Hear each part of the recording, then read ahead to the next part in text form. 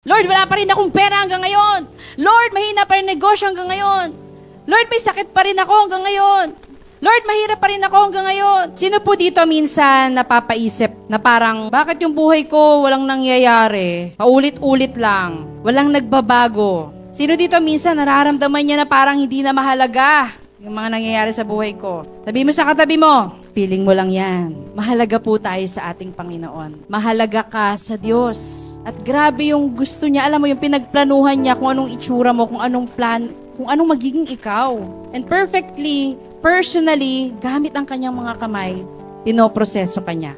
No? Kaya sabi mo sa katabi mo, hindi pa tapos si Lord. You are a beautiful work in progress. God isn't done yet. Nagmamadali kasi tayo eh. Madali bang magbago? Hindi po. Ang hirap po. Mag-change nga lang ng attire. Mahirap na eh, di ba? Alam mo, ready ka na, tapos biglang nadumihan. Kailangan mo magpalit, mag-change.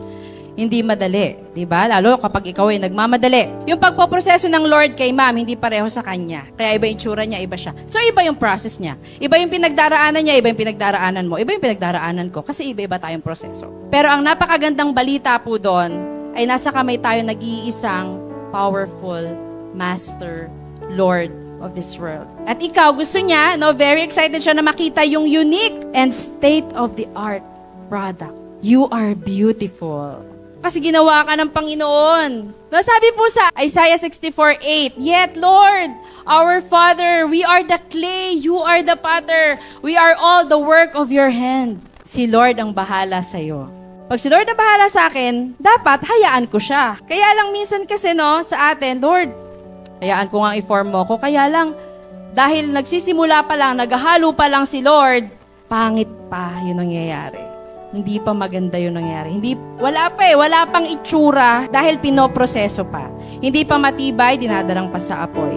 Salamat. Dahil alam ko, pinoproseso mo ako ngayon. Hindi pa perfect, hindi pa tama, hindi pa ayos, damaged pa. But I know, darating ako sa punto na magiging ako yung pinlano mo para sa akin. Tanong mo sa katabi mo, excited ka ba na maging unique you? The best is yet to come. Hindi pa siya tapos. No, and we are all being transformed into the likeness of our Lord Jesus Christ. Yun ang gusto natin, di ba? Kaya lang, Lord, oo nga naman, we are transformed into the likeness of our Lord Jesus Christ. Kaya lang, parang napakalayo pa po, Lord. Tinatransform ka na maging tulad ni Jesus. Tinatransform ako na maging tulad ni Jesus. Lord, ang layo pa. Hindi po talaga tayo magiging katulad ng ating Panginoong Jesus.